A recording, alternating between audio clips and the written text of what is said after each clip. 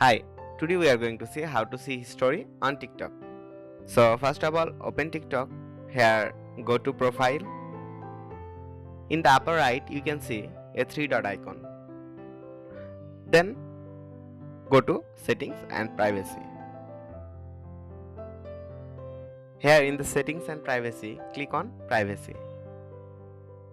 Scroll down and you can see personalization and data.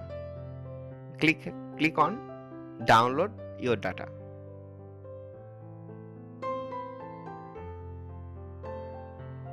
Here you can download your data of your profile, your activity, your app setting. Then you can select the file format, that is TXT and JSON. Select on one of them, then click on request.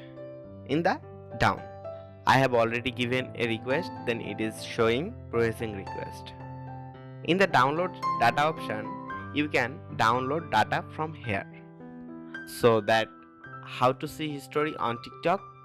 If you like this video, give the thumbs up, don't forget to subscribe and hit the bell icon. Thanks for watching the video.